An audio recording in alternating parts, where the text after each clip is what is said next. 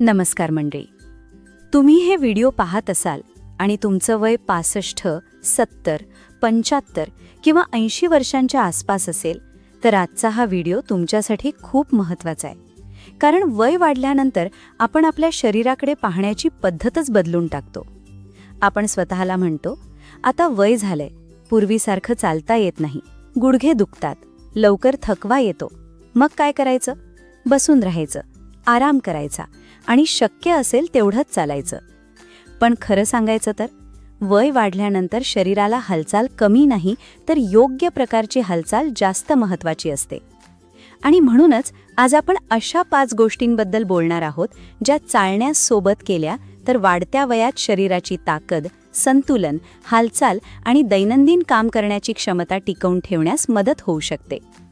पण सुरुवातीलाच एक महत्त्वाची गोष्ट सांगते. याचा अर्थ असा अजिबात नाही की 65 ते 80 वर्षांच्या व्यक्तींनी चालणं बंद करावं. चालणं अनेक लोकांसाठी उत्तम ॲक्टिव्हिटी आहे. पण फक्त चालणं पुरेसं आहे का? हा प्रश्न महत्त्वाचा आहे. कारण आपण चालतो तेव्हा शरीराला एक प्रकारची हालचाल मिळते. पण खुर्चीतून उठण्यासाठी वेगळी ताकद लागते, जिना चढण्यासाठी वेगळी ताकद लागते, शरीराचा बॅलन्स राखण्यासाठी वेगळा सराव लागतो आणि सांधे मोकळे ठेवण्यासाठी वेगळी हालचाल लागते. म्हणून आजच्या व्हिडिओमध्ये आपण चालण्याच्या विरोधात नाही, उलट चालण्यासोबत शरीराला आणखी कोणत्या हालचालींची गरज असू शकते हे समजून घेणार आहोत. आणि शेवटची गोष्ट तर अशी आहे की ती तुम्ही रोजच्या घरातही करू शकता. चला तर मग सुरुवात करूया पहिल्या गोष्टीपासून. पहिली गोष्ट आहे चेअर सिट टू स्टँड. म्हणजे अगदी सोप्या भाषेत खुर्चीतून बसून पुन्हा उभं राहण्याचा सराव.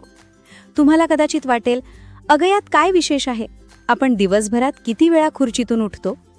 पण जरा विचार करा, सकाळी उठल्यावर बेडवरून उठणं, खुर्चीतून उठणं, जेवण झाल्यावर उठणं, सोफावरून उठणं, बाथरूमवरून उठणं, आपल्या रोजच्या आयुष्यात उभं राहण्याची क्षमता किती महत्त्वाची आहे हे आपल्याला त्यात अडचण येईपर्यंत जाणवतच नाही.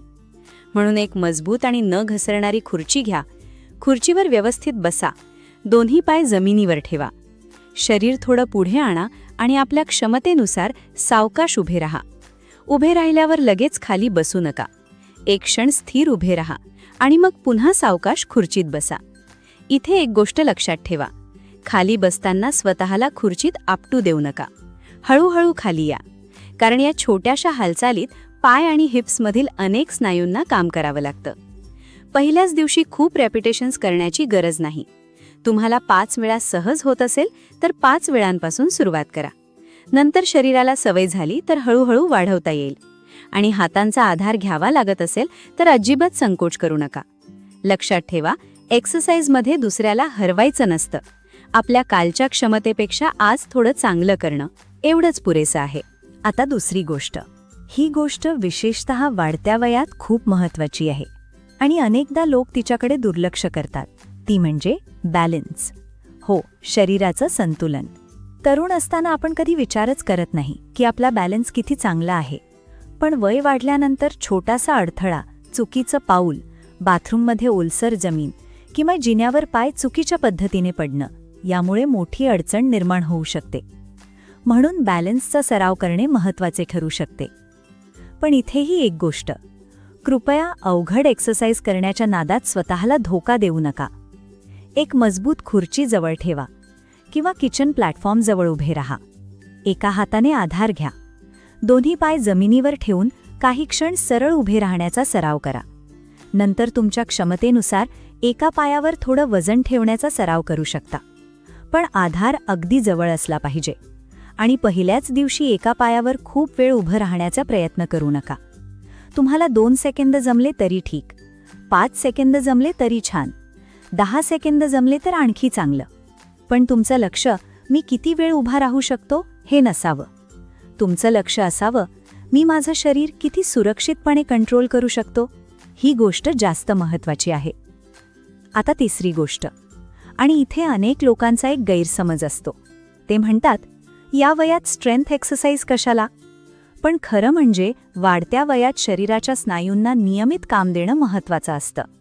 स्ट्रेंथ ट्रेनिंग म्हणजे जड डंबेल्स उचलणे एवढाच त्याचा अर्थ नाही. तुम्ही अगदी सोप्या पद्धतीने सुरुवात करू शकता. उदाहरणार्थ वॉल पुशअप, भिंतीसमोर उभे रहा. दोन्ही हात भिंतीवर ठेवा. शरीर शक्य तितकं सरळ ठेवा.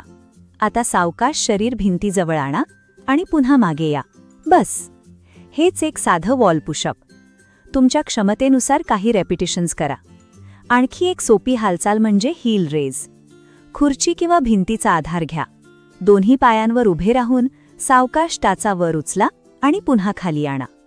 असं करताना शरीराचा बॅलन्स सांभाळा. ही हालचाल अगदी साधी आहे, पण पायांना आणि लोअर लेग मसल्सना काम मिळतं. आणि रोजच्या आयुष्यात पायांची ताकद किती महत्त्वाची आहे हे आपण आधीच पाहिलंय. खुर्चीतून उठणं, जिना चढणं, घरात फिरणं, बाजारात जाणं, ही सगळी कामं करण्यासाठी शरीराला ताकद लागते.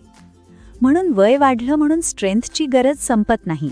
उलट स्वतःची दैनंदिन कामं स्वतः करण्यासाठी स्ट्रेंथ महत्त्वाची ठरू शकते. आता चौथी गोष्ट, आणि ही गोष्ट मला विशेषतः सांगावीशी वाटते, कारण अनेक जण सकाळी उठल्यावर म्हणतात, आज शरीर खूप आखडलंय. मान वळवताना स्टिफनेस, खांदे जड, कंबर आखडलेली, घोटे जड, पाय हलवताना पूर्वीसारखी मोकळीक नाही, असं जाणवू शकतं. म्हणूनच मोबिलिटी आणि स्ट्रेचिंगचा हलका सराव उपयोगी ठरू शकतो. इथे तुम्हाला जमिनीवर बसण्याचीही गरज नाही. खुर्चीत बसूनही सुरुवात करता येते. खांदे सावकाश पुढे आणि मागे फिरवा. मान आरामात उजवीकडे आणि डावीकडे वळवा. घोट्यांची हळूहळू गोलाकार हालचाल करा. पाय सरळ करून काही क्षण ठेवा. हे करताना हालचाल हळू असावी. आणि एक महत्त्वाची गोष्ट, स्ट्रेच म्हणजे वेदना सहन करणे नाही. जर एखादी हालचाल करताना तीव्र वेदना होत असेल तर ती थांबवा. शरीराला झटका देऊ नका. हालचाल सावकाश करा. तुमच्या शरीराशी प्रेमाने वागा, कारण आपण आयुष्यभर या शरीराकडून किती काम करून घेतलं आहे. लहानपणी शाळा, तरुणपणी नोकरी, घर, मुलं, कुटुंब, जबाबदाऱ्या, दिवसभराची धावपळ. आता वय झाल्यावर या शरीराला थोडी काळजी, थोडे लक्ष आणि थोडी सुरक्षित हालचाल देणं आपली जबाबदारी नाही का? म्हणून एक्सरसाइजला शिक्षा समजू नका. तो स्वतःसाठी दिलेला वेळ समजा. आता येऊया 5व्या आणि शेवटच्या गोष्टीकडे. ही गोष्ट त्यांच्यासाठी विशेष उपयोगी वाटू शकते ज्यांना खूप वेळ चालणं कठीण जातं. 5वी गोष्ट म्हणजे लो इम्पॅक्ट कार्डिओ. म्हणजे शरीरावर जास्त ताण न देता हृदय आणि शरीराला हलकी हालचाल देणाऱ्या ॲक्टिव्हिटी. यासाठी तुम्हाला जिममध्ये जाण्याची गरज नाही. घरात सुरक्षित जागेत सावकाश चालणं किंवा खुर्चीत बसून चेअर मार्चिंग करणं अशा साध्या हालचाली करता येतात. चेअर मार्चिंग कसं करायचं?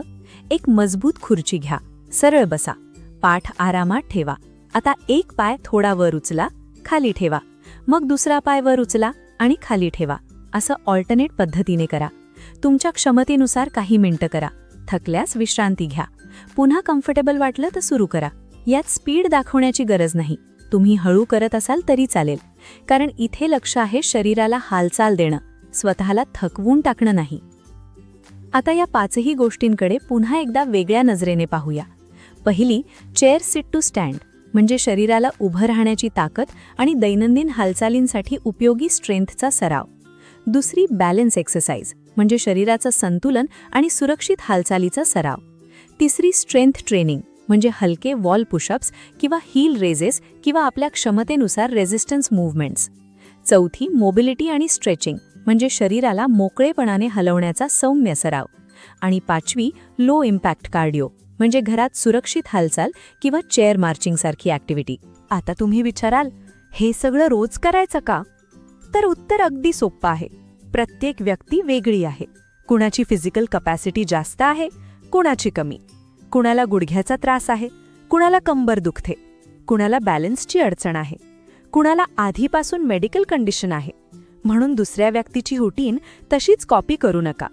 तुमच्या शरीराला जेवढं कम्फर्टेबल आहे तिथून सुरुवात करा. समजा तुम्ही 70 वर्षांचे आहात आणि आज फक्त 5 मिनिटं एक्सरसाइज करू शकलात, छान. उद्या पुन्हा 5 मिनिटं करा. काही दिवसांनी शरीराला बरं वाटत असेल तर थोडं वाढवा, पण घाई करू नका, कारण वाढत्या वयात कन्सिस्टन्सी ही इंटेन्सिटीपेक्षा अनेकदा जास्त प्रॅक्टिकल असते. एक दिवस खूप एक्सरसाइज करून 4 दिवस पूर्ण विश्रांती घेण्यापेक्षा दररोज थोडी सुरक्षित हालचाल अधिक सोपी असू शकते. आणखी एक गोष्ट, दिवसभर बसून राहणं टाळण्याचा प्रयत्न करा. तुम्ही टीव्ही पाहत असाल, मोबाईल वापरत असाल किंवा एखादं काम करत बसला असाल तर शक्य असेल तेव्हा मध्ये उठून थोडं फिरा. पाण्याचा ग्लास स्वतः घेण्यासाठी उठा. घरात 2-4 फेऱ्या मारा. खिडकीजवळ जा, थोडं स्ट्रेच करा. छोट्या हालचालींची किंमत कमी समजू नका, कारण शरीराला मी अजूनही सक्रिय आहे हा संदेश सातत्याने मिळत राहतो. आता मला तुम्हाला एक छोटा प्रश्न विचारायचा आहे. तुमचं वय 65 पेक्षा जास्त आहे का? आणि जर असेल तर तुम्हाला सध्या सर्वात जास्त अडचण कशात येते? जास्त वेळ चालण्यात, खुर्चीतून उठण्यात, जिन्यावर की शरीराचा बॅलन्स राखण्यात? कमेंटमध्ये नक्की सांगा, कारण तुमचा एक छोटासा कमेंट दुसऱ्या एखाद्या व्यक्तीला स्वतःच्या समस्येबद्दल बोलण्याची आणि योग्य मार्गदर्शन घेण्याची प्रेरणा देऊ शकतो. आता एक अतिशय महत्त्वाची सेफ्टी गोष्ट. एक्सरसाइज करताना थोडा थकवा येऊ शकतो, पण छातीत दुखणं, अचानक श्वास घेण्यास त्रास होणं, चक्कर येणं, बेशुद्ध पडल्यासारखं वाटणं, अचानक तीव्र अशक्तपणा किंवा तीव्र वेदना जाणवणं ही साधी एक्सरसाइज डिस्कम्फर्ट समजू नका. अशी लक्षणं जाणवली तर एक्सरसाइज थांबवा आणि योग्य वैद्यकीय मदत घ्या. आणि जर तुम्हाला आधीपासून हृदयाशी संबंधित गंभीर joint problem, osteoporosis, uncontrolled blood pressure किंवा इतर मेडिकल कंडिशन असेल तर नवीन एक्सरसाइज रुटीन सुरू करण्यापूर्वी डॉक्टर किंवा फिजिओथेरपिस्ट यांचा सल्ला घेणं अधिक सुरक्षित आहे. हा व्हिडिओ जनरल इन्फॉर्मेशनसाठी आहे. प्रत्येक व्यक्तीची परिस्थिती वेगळी असते. आता शेवटी एक गोष्ट मनापासून सांगते. 65 वर्ष झाली म्हणजे आयुष्याचा वेग संपला असं नाही. 70 वर्ष झाली म्हणजे शरीराने हार मानली असं नाही. 75 वर्ष झाली म्हणजे फक्त बसून राहायचं असं नाही. आणि 80 वर्ष जवळ आली म्हणून स्वतःच्या शरीराची काळजी घेणं थांबवायचं नाही. कदाचित तुम्ही पूर्वीसारखे धावू शकणार नाही, कदाचित पूर्वीसारखं जास्त चालता येणार नाही, कदाचित काही एक्सरसाइज तुमच्यासाठी योग्य नसतील, पण तुमच्या क्षमतेनुसार तुम्ही काही ना काही सुरक्षित हालचाल करू शकता. आणि कधीकधी फिटनेस म्हणजे मॅरेथॉन पूर्ण करणं नसतं. फिटनेस म्हणजे सकाळी उठून स्वतःच्या पायावर उभं राहणं, स्वतःची चप्पल घालणं, स्वतः बाथरूममध्ये जाणं, स्वतःच्या हाताने जेवण करणं, घरात 2 फेऱ्या मारणं, नातवंडांसोबत काही वेळ बसणं आणि शक्य असेल तेव्हा स्वतःची कामं स्वतः करणं. हीच खरी इंडिपेंडन्स. म्हणून आजपासून एक छोटा निर्णय घ्या. मी माझ्या वयाशी लढणार नाही, पण माझ्या शरीराला शक्य तितकं सक्रिय ठेवण्याचा प्रयत्न नक्की करेन.